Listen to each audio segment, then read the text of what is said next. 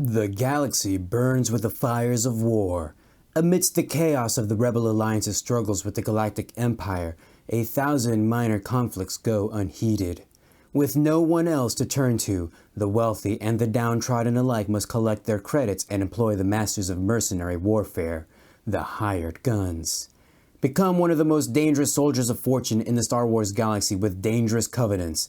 This rulebook expands upon the Edge of the Empire role-playing game, adding new content for hired gun characters as well as any character looking to dominate the opposition. Rule the galactic underworld, blow through blast doors to detonate enemy installations, and rain death onto foes from afar. This is a review of Dangerous Covenants. Let's dive in.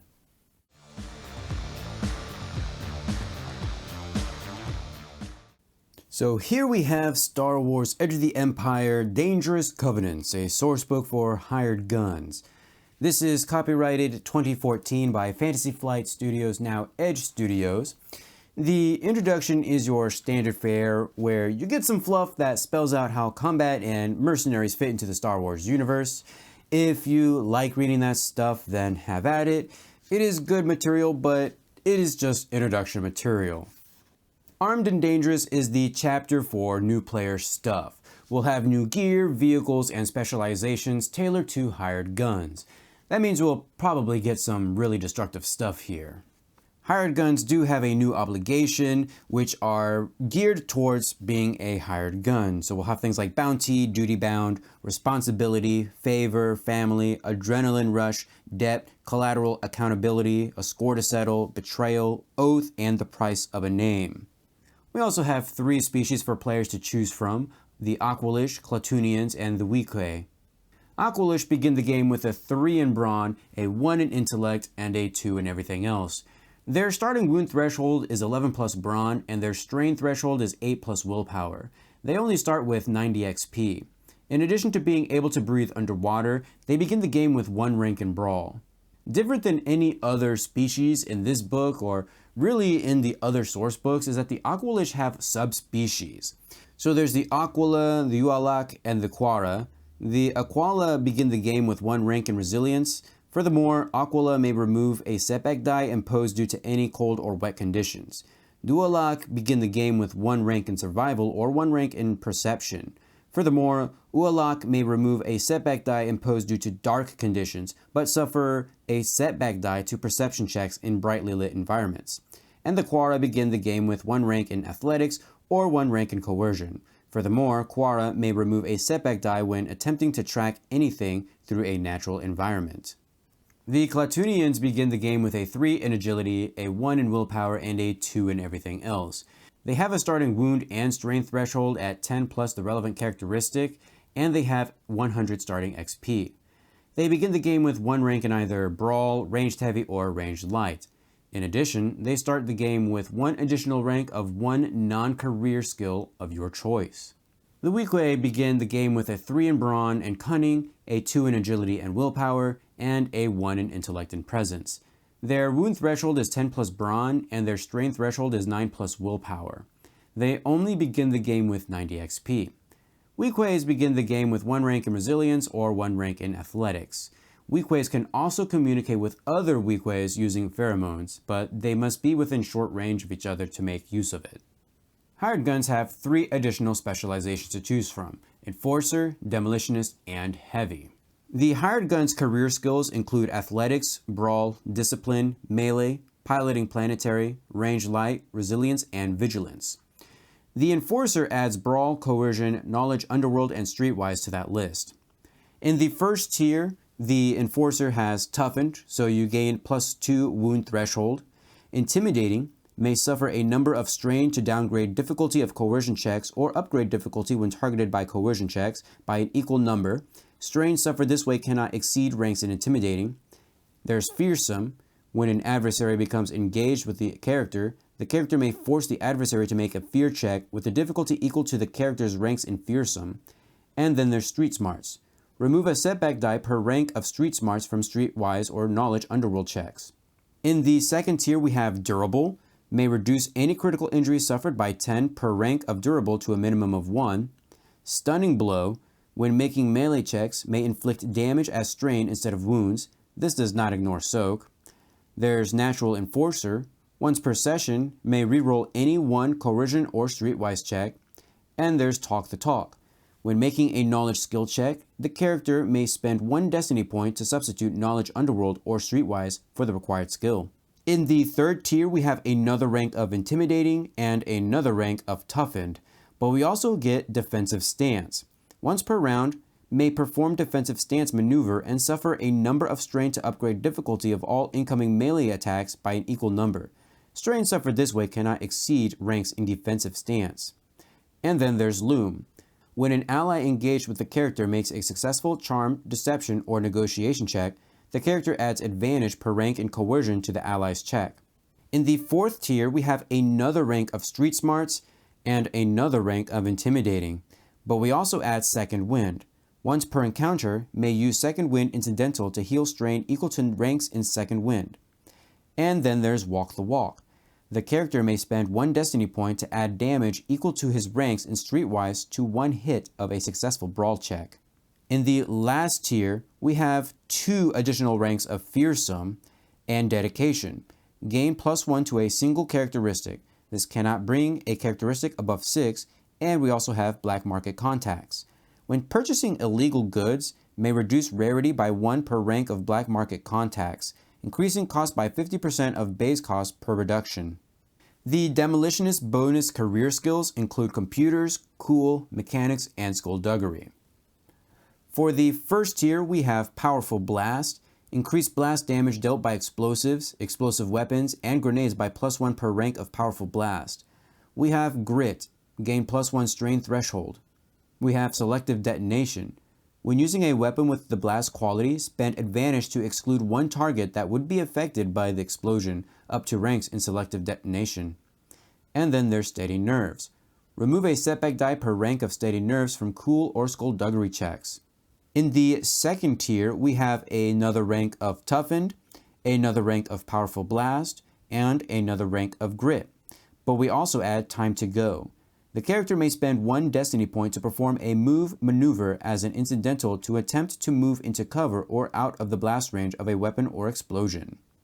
In the third tier, we have another rank of Steady Nerves, but we also add Enduring, so we gain +1 soak value. We also have improved Time to Go. So when activating Time to Go, allow 1 engaged ally to also perform an out-of-turn move maneuver as an incidental to attempt to move into cover or out of the blast range of a weapon or explosion. And we also add Rapid Reaction. Suffer a number of strain to add an equal number of successes to initiative checks. Strain suffered cannot exceed ranks in Rapid Reaction. In the fourth tier, we have another rank of Selective Detonation, Grit, and Powerful Blast, but this time we add Improvised Detonation. Once per session, make a hard mechanics check to perform the improvised detonation action and build an explosive device, dealing damage equal to ranks in intellect plus ranks in mechanics plus any successes you have. In the final tier, we have another rank of selective detonation, but we also add Master Grenadier. Decrease the advantage cost to activate the blast quality on any weapon used by 1 to a minimum of 1.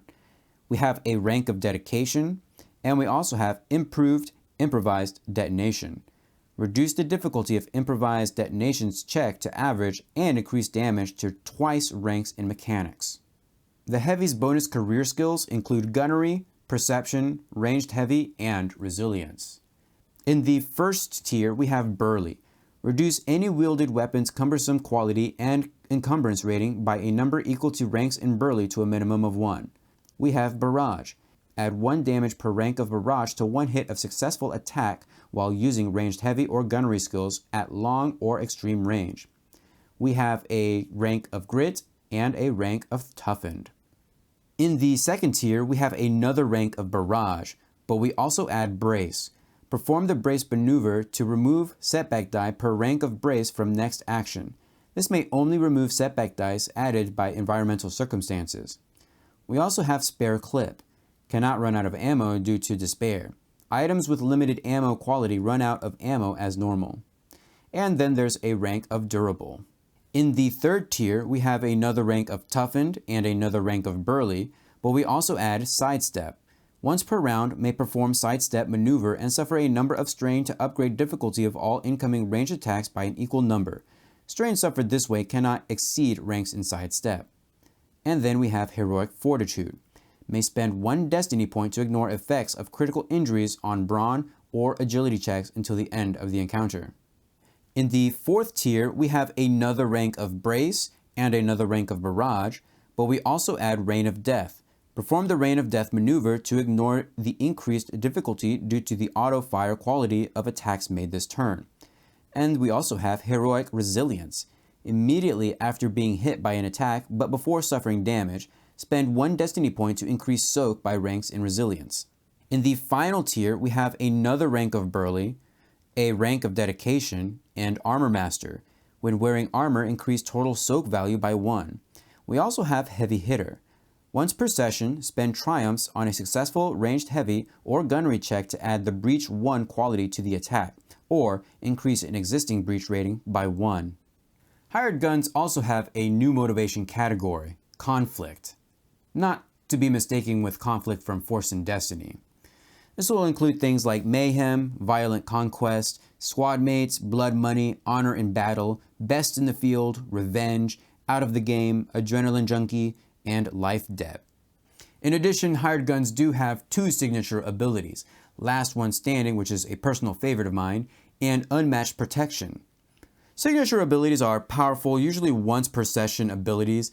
These are attached to the bottom of a specialization that matches the career for that ability. There are also upgrades that you can purchase. Last One Standing's base ability says once per game session during a combat encounter, the character may spend 2 destiny points to make a hard resilience check.